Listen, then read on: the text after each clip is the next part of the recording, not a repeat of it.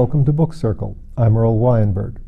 This time we will continue our reading of The Man Who Was Thursday by G.K. Chesterton. Our hero, Gabriel Syme, is an undercover police agent who has infiltrated a circle of anarchists. Only he's met up with one of them, Professor de Worms, and discovered that de Worms, like him, is a police agent. Chapter 9. The Man in Spectacles. "Burgundy is a jolly thing," the professor said sadly as he set his glass down. "You don't look as if it were," said Syme. "You drink it as if it were medicine." "You must excuse my manner," said the professor dismally. "My position is a rather curious one. Inside, I'm really bursting with boyish merriment, but I acted the paralytic professor so well that now I can't leave off. So that when I am among friends and have no need at all to disguise myself, I still can't help speaking low and wrinkling my forehead, just as if it were my forehead. I can be quite happy, you understand, but only in a paralytic sort of way. The most buoyant exclamations leap up in my heart, but they come out of my mouth quite different. You should hear me say, 'Buck up, old cock.' It would bring tears to your eyes." "It does," said Syme, "but I cannot help thinking that apart from all that, you are really a bit worried." The professor started a little and looked at him steadily. "You are a very clever fellow," he said, "and it is a pleasure to work with you. Yes, I have rather a heavy cloud in my head. There is a great problem to face." And he sank his bald brow in his two hands. Then he said in a low voice, "Can you play the piano?" "Yes," said Syme in simple wonder. "I'm supposed to have a good touch." Then, as the other did not speak, he added, "I trust the great cloud is lifted?" After a long silence, the professor said out of the cavernous shadow of his hands, "It would have done just as well if you could work a typewriter." "Thank you," said Syme. "You flatter me." "Listen to me," said the other, "and remember whom we have to see tomorrow. You and I are going tomorrow to attempt something which is very much more dangerous than trying to steal the crown jewels out of the tower.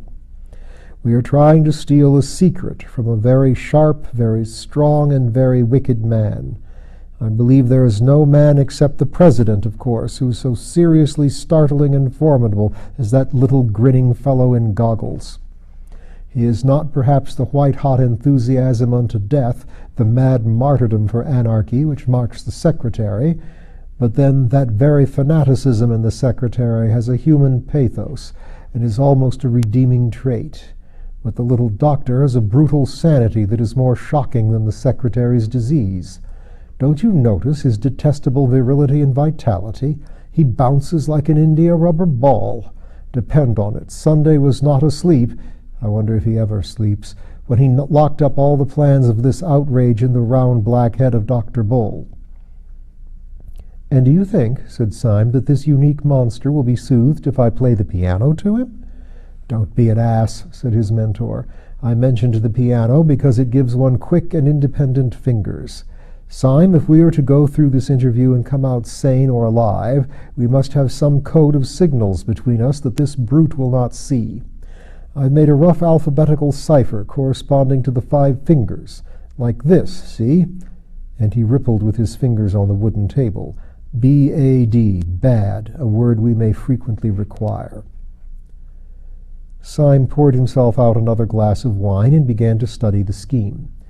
He was abnormally quick with his brains at puzzles and with his hands at conjuring, and it did not take him long to learn how he might convey simple messages by what would seem to be idle taps upon a table or knee. But wine and companionship had always the effect of inspiring him to a farcical ingenuity, and the professor soon found himself struggling with the too vast energy of the new language as it passed through the heated brain of Syme. "We must have several word signs," said Syme seriously, "words that we are likely to want, fine shadings of meaning. My favorite word is coeval. What's yours?" "Do stop playing the goat," said the professor plaintively. "You don't know how serious this is." "Lush, too," said Syme, shaking his head sagaciously. "We must have lush, word applied to grass, don't you know?" "Do you imagine," asked the professor furiously, "that we are going to talk to Dr. Bull about grass?" There are several ways in which the subject could be approached, said Syme reflectively, and the word introduced without appearing forced. We might say, Dr. Bull, as a revolutionist, you remember that a tyrant once advised us to eat grass, and indeed many of us, looking on the fresh, lush grass of summer, do you understand, said the other, that this is a tragedy? Perfectly, replied Syme. Always be comic in a tragedy. What the deuce else can you do? I wish this language of yours had a wider scope. I suppose we could not extend it from the fingers to the toes.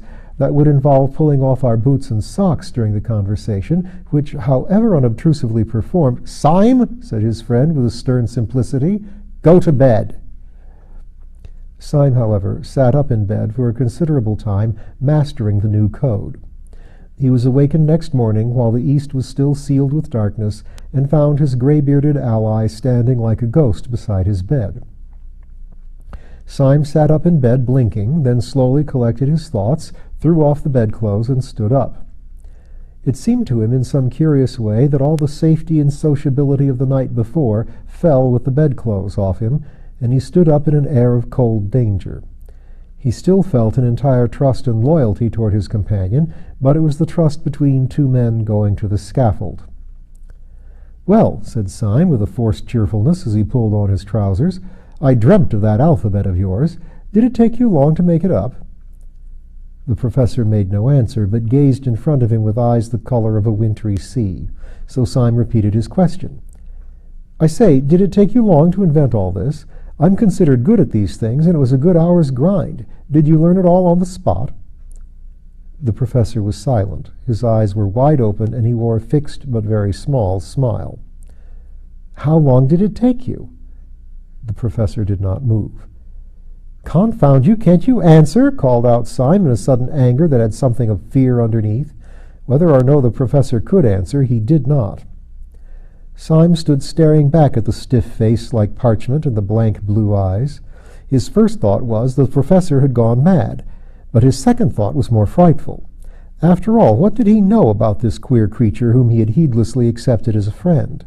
What did he know except that the man had been at the anarchist breakfast and had told him a ridiculous tale? How improbable it was that there should be another friend there beside Gogol. Was this man's silence a sensational way of declaring war? Was this adamantine stare, after all, only the awful sneer of some threefold traitor who had turned for the last time? He stood and strained his ears in this heartless silence. He almost fancied he could hear dynamiters come to capture him shifting softly in the corridor outside. Then his eyes strayed downward, and he burst out laughing. Though the professor himself stood there as voiceless as a statue, his 5 dumb fingers were dancing alive upon the dead table. Syme watched the twinkling movements of the talking hand and read clearly the message, I will only talk like this. We must get used to it. He rapped out the answer with the impatience of relief. All right, let's get out to breakfast. They took their hats and sticks in silence, but as Syme took his sword stick, he held it hard. They paused for a few minutes only to stuff down coffee and coarse, thick sandwiches at a coffee stall, and then made their way across the river, which under the gray and growing light looked as desolate as Acheron. They reached the bottom of the huge block of buildings which they had seen from across the river, and began in silence to mount the naked and numberless stone steps, only pausing now and then to make short remarks on the rail of the banisters. At about every other flight they passed a window. Each window showed them a pale and tragic dawn lifting itself laboriously over London. From each the innumerable roofs of slate looked like the leaden surges of a gray, troubled sea after rain. Syme was increasingly conscious that his new adventure had somehow a quality of cold sanity worse than the wild adventures of the past. Last night, for instance, the tall tenements had seemed to him like a tower in a dream. As he now went up the weary and perpetual steps, he was daunted and bewildered by their almost infinite series. But it was not the hot horror of a dream or of anything that might be exaggeration or delusion. Their infinity was more like the empty infinity of arithmetic, something unthinkable yet necessary to thought. Or it was like the stunning statements of astronomy about the distance of the fixed stars. He was ascending the house of reason, a thing more hideous than unreason itself. By the time they reached Dr. Bull's landing, a last window showed them a harsh white dawn edged with banks of a kind of coarse red, more like red clay than red cloud. And when they entered Dr. Bull's bare garret, it was full of light. Syme had been haunted by a half-historic memory in connection with those empty rooms and that austere daybreak. The moment he saw the garret and Dr. Bull sitting writing at a table, he remembered what the memory was: the French Revolution. There should have been the black outline of a guillotine against that heavy red and white of the morning. Dr. Bull was in his white shirt and black breeches only. His cropped dark head might well have just come out of its wig. He might have been Marat or a more slipshod Robespierre. Yet when he was seen properly, the French fancy fell away. The Jacobins were idealists. There was about this man a murderous materialism. His position gave him a somewhat new appearance. The strong white light of morning coming from one side, creating sharp shadows, made him seem both more pale and more angular than he had looked at the breakfast on the balcony. Thus the two black glasses that encased his eyes might really have been black cavities in his skull, making him look like a death's head. And indeed, if ever Death himself sat writing at a wooden table, it might have been he. He looked up and smiled brightly enough as the men came in, and rose with the resilient rapidity of which the professor had spoken. He set chairs for both of them, and going to a peg behind the door, proceeded to put on a coat and waistcoat of rough dark tweed. He buttoned it up neatly and came back to sit down at his table. The quiet good humor of his manner left his two opponents helpless. It was with some momentary difficulty that the professor broke silence and began, "I'm sorry to disturb you so early, comrade," he said with a careful resumption of the slow de Worms manner. "You have no doubt made all the arrangements for the Paris affair?" Then he added with infinite slowness, "We have information which renders intolerable anything in the nature of a moment's delay." Dr. Bull smiled again, but continued to gaze on them without speaking. The professor resumed, a pause before each weary word. "Please do not think me excessively abrupt, but I advise you to alter those plans, or if it is too late for that, to follow your agent with all the support you can get for him. Comrade Syme and I have had an experience which it would take more time to recount than we can afford if we are to act on it. I will, however, relate the occurrence in detail, even at the risk of losing time, if you really feel that it is essential to the understanding of the problem we have to discuss."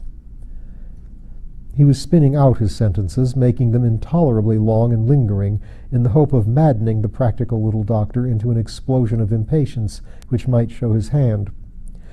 But the little doctor continued only to stare and smile, and the monologue was uphill work. Syme began to feel a new sickness and despair. The doctor's smile and silence were not at all like the cataleptic stare or horrible silence which he had confronted in the professor half an hour before. About the professor's make-up and all his antics there was always something merely grotesque, like a gollywog. Syme remembered those wild woes of yesterday as one remembers being afraid of a bogey in childhood. But here was daylight. Here was a healthy, square-shouldered man in tweeds, not odd save for the accident of his ugly spectacles, not glaring or grinning at all, but smiling steadily and not saying a word. The whole had a sense of unbearable reality. Under the increasing sunlight, the colors of the doctor's complexion, the pattern of his tweeds, grew and expanded outrageously, as such things grow too important in a realistic novel.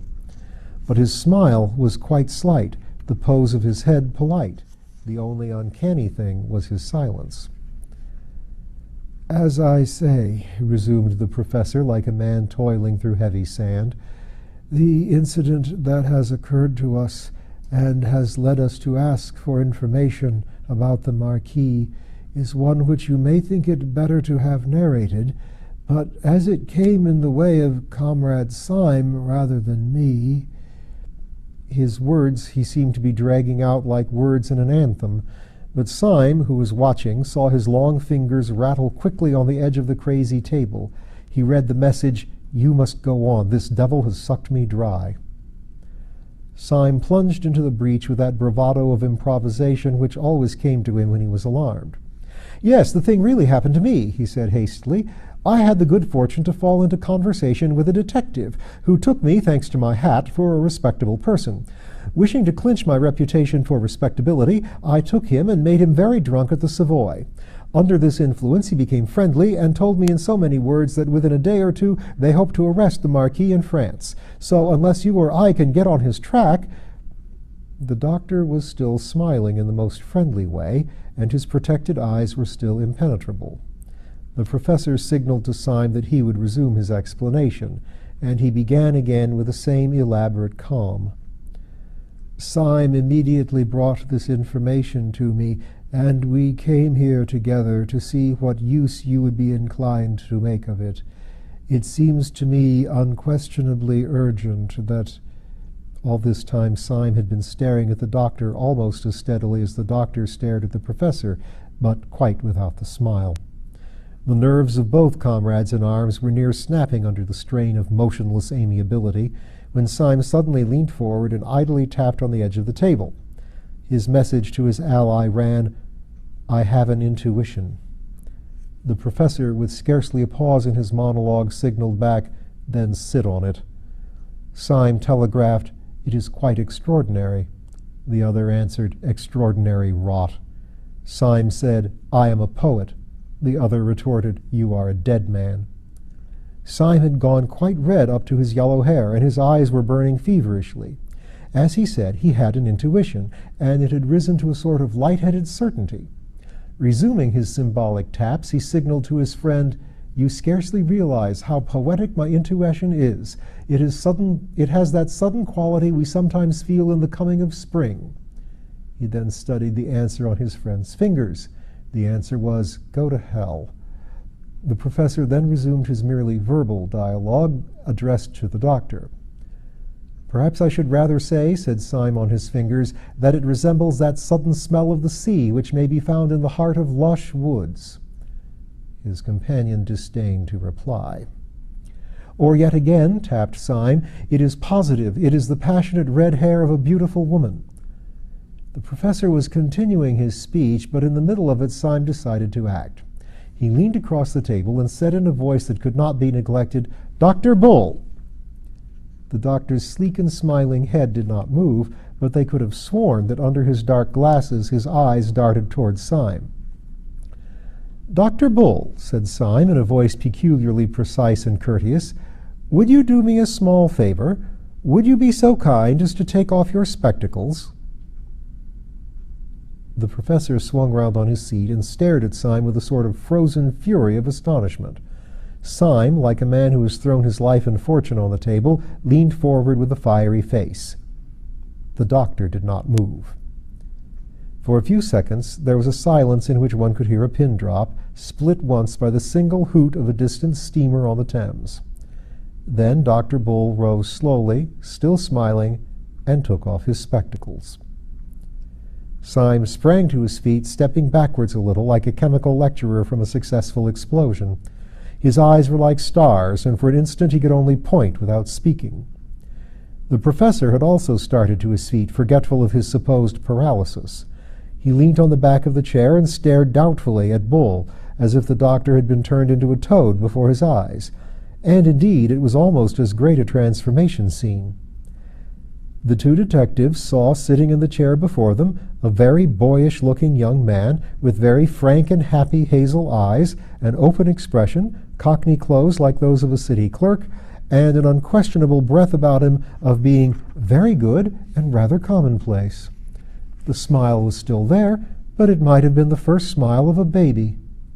"I knew I was a poet," cried Syme in a sort of ecstasy. "I knew my intuition was as infallible as the Pope.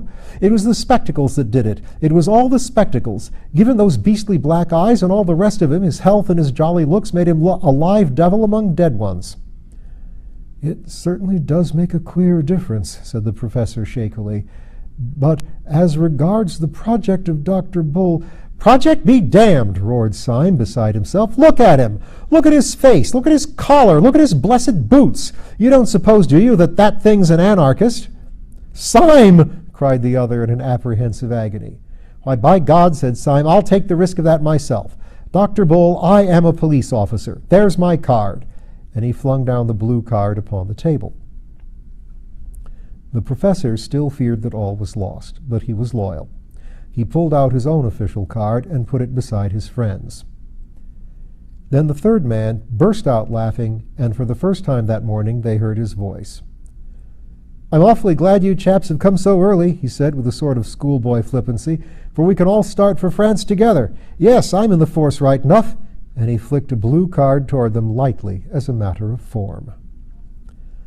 Clapping a brisk bowler onto his head and resuming his goblin glasses, the doctor moved so quickly toward the door that the others instinctively followed him. Syme seemed a little distrait, and as he passed under the doorway he suddenly struck his stick on the stone passage so that it rang. "By Lord God Almighty," he cried, if this is all right, there were more damned detectives than there were damned dynamiters at the damned council." "We might have fought easily," said Bull. "We were 4 against 3. The professor was descending the stairs, but his voice came up from below. "No," said the voice, "we were not 4 against 3. We were not so lucky. We were 4 against 1. The others went down the stairs in silence. The young man called Bull, with an innocent courtesy characteristic of him, insisted on going last until they reached the street. But there his own robust rapidity asserted itself unconsciously, and he walked quickly on ahead toward a railway inquiry office, talking to the others over his shoulder. "It is jolly to get some pals," he said. "I've been half dead with the jumps. Being quite alone, I nearly flung my arms round Gogol and embraced him, which would have been imprudent. I hope you won't despise me for having been in a blue funk." "All the blue devils in blue hell," said Syme, "contributed to my blue funk.